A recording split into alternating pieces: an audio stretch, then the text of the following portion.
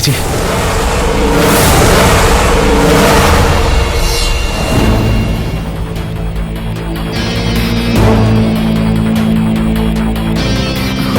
വന്നേ വാ. എന്താ നമുക്ക് പോകണ്ടേ? വന്നേ പോവാം വാ. എന്താ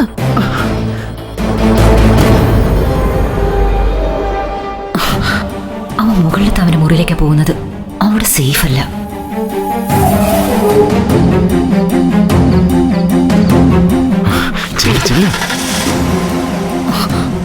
വാ.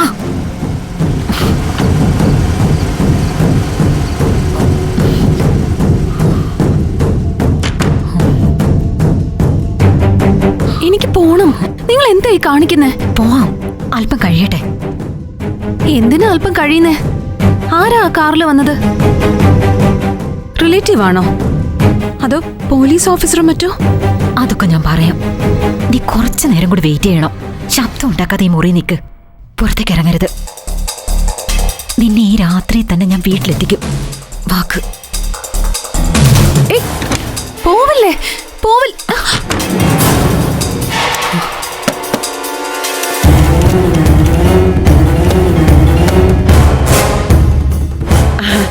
അല്ലട മോനെ, നീ എന്താ ഒരു മുന്നറിയിപ്പ് ഇല്ലാതെ പെട്ടെന്ന് തന്നെ തിരിച്ചു പോന്നേ?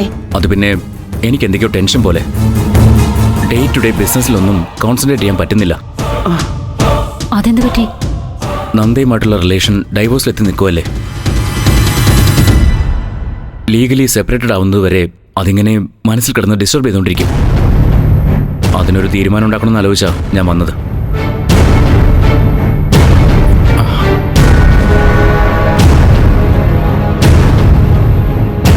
ആ കാറിലാരോ വന്നിറങ്ങിയത് കണ്ടപ്പോഴാ എന്നെ പിടിച്ചു വലിച്ച് അകത്തേക്ക് കൊണ്ടുവന്നത്.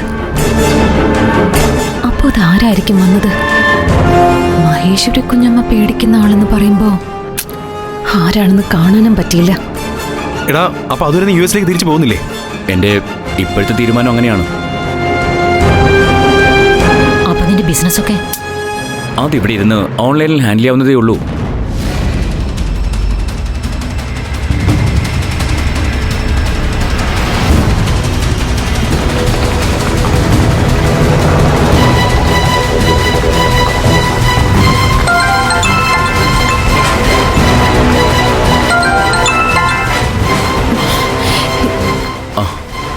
ശങ്കുണ്ണേട്ടാ, നല്ല വിശപ്പുണ്ട്. ആദ്യം ഒരു കോഫി, അത് കഴിഞ്ഞ് എന്തെങ്കിലും കഴിക്കാനും തരണം.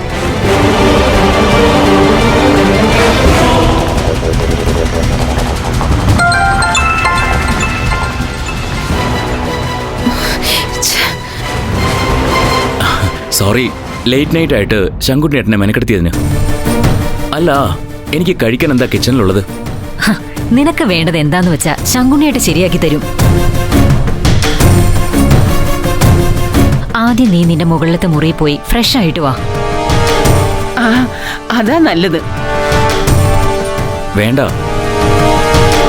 ഞാൻ കാപ്പി കുടിച്ചിട്ടേ മുകളിലേക്ക് പോകുന്നുള്ളൂ.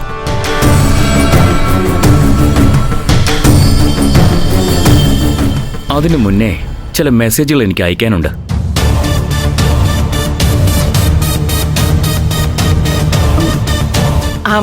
മോനെ, നിന്റെ മുറിയിലേക്ക് ചെല്ല ജി.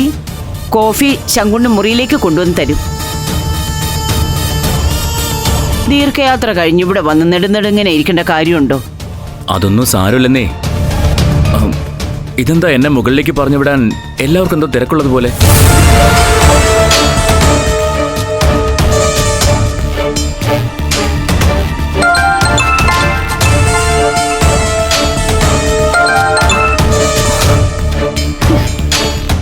അമ്മ എന്താ ഫോൺ എടുക്കാത്തെ?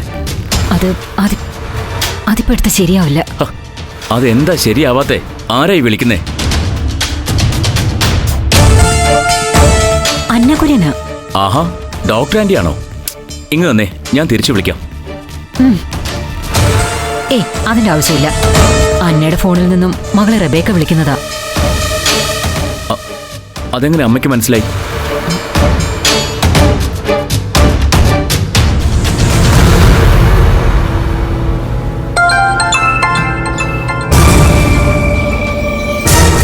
ഹലോ മോളെ. എന്നെ പറഞ്ഞു വിട്.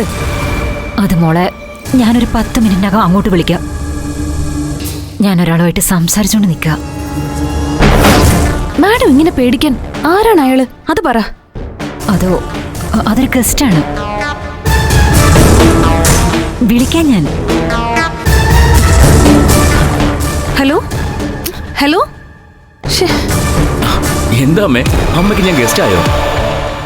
എന്നാലേ അവള് ഫോൺ വയ്ക്കൂ. ഫ്ലവേഴ്സ് ഒരുക്കുന്ന കാഴ്ച വസന്തം യൂട്യൂബിൽ പ്രേക്ഷകർക്ക് ലൈവായി കാണാം. ഫ്ലവേഴ്സ് കോമഡിയിൽ ജോയിൻ ചെയ്യൂ, ആസ്വദിക്കൂ.